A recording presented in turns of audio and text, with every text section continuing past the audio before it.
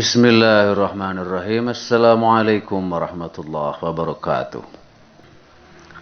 Sejak munculnya Islam liberal di Indonesia, pemikiran ini bermasalah dan dipermasalahkan umat. Hanya sedikit yang menerima, yaitu kelompok elit intelektual terbatas, dan kebanyakannya umat Islam mempermasalahkannya. Karena memang terdengar aneh, tidak ada nomenklaturnya dalam Islam, dan tidak ada perpaduannya liberalisme dengan Islam. Walaupun sebetulnya secara hakikat filosofis ada beberapa aspek ajaran Islam itu sangat liberal, atau bahwa sebetulnya ajaran Islam itu sangat liberal, dan Islam itu melakukan liberalisasi terhadap agama-agama sebelumnya, terutama agama pagan, agama berhala di Mekah yang diberantas oleh Nabi Muhammad SAW. Tapi liberalisme dalam pengertian Barat itu berbeda. Nah, Islam liberal yang diorganisir menjadi ISLIB dan punya website khusus, punya pemikiran khusus, punya agenda khusus, itu bermasalah di Indonesia sejak kemunculannya. Selama ini kritik pun bermunculan dari berbagai kalangan Islam Indonesia, termasuk saya sendiri.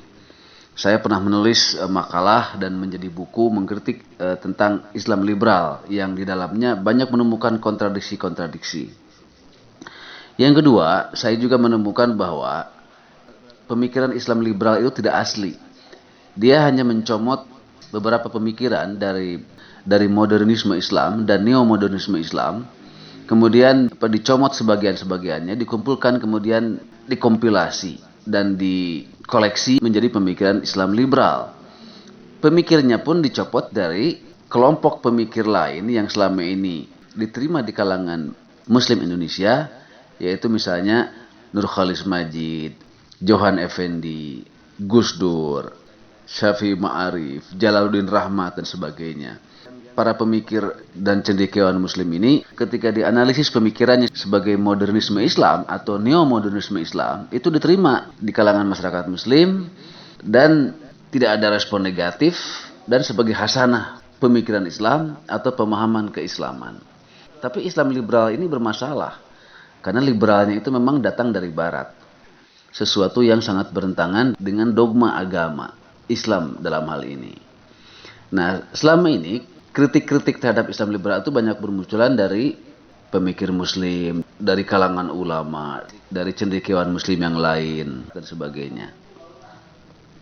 Nah, kritik dan ketaknerimaan komunitas Muslim terhadap Islam liberal ini tidak aneh sebetulnya.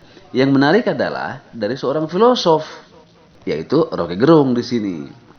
Yang belum menyaksikannya, mungkin kita akan kaget bagaimana Rocky Gerung itu mengkritik habis-habisan Islam liberal sebagai contradictio in terminis. Kita saksikan videonya.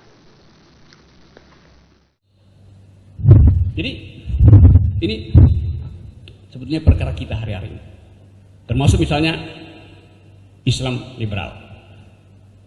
Itu satu kontradictio in terminis habis-habisan tuh, Islam liberal itu.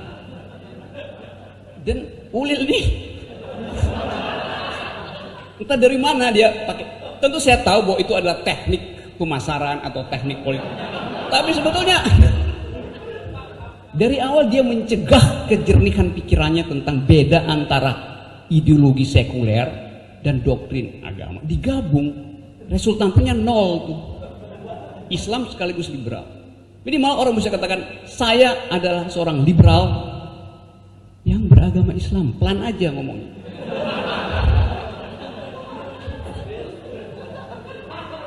Karena pertama-tama Ulil adalah warga negara. Setelah itu dia warga komunitas. Kalau dia katakan saya Islam yang liberal, dia ungkapkan lebih dahulu dan mempromosikan sebetulnya otoritas komunitas itu. Saya seorang Islam, jangan macam-macam, walaupun saya liberal. Saya nggak bisa ngomong dengan dia akhirnya. Kalau dia bilang saya liberal, yang Islamis, oke, kita masih bisa share di bidang liberal karena kita sama-sama adalah warga negara. Warga negara hanya terikat pada etika publik, bukan etika privat. Nah, kan kita lihat Rocky Gerung dari istilahnya saja sudah mempermasalahkan bahwa Islam dan liberal itu dua ideologi yang bertentangan, yang bertolak belakang. Satu agama yang isinya doktrin keyakinan, yang satu lagi ideologi sekuler. Kata Rocky Gerung, ini digabung dan tidak akan menemukan persenyawaannya, dan dia bilang resultantenya itu nol gitu.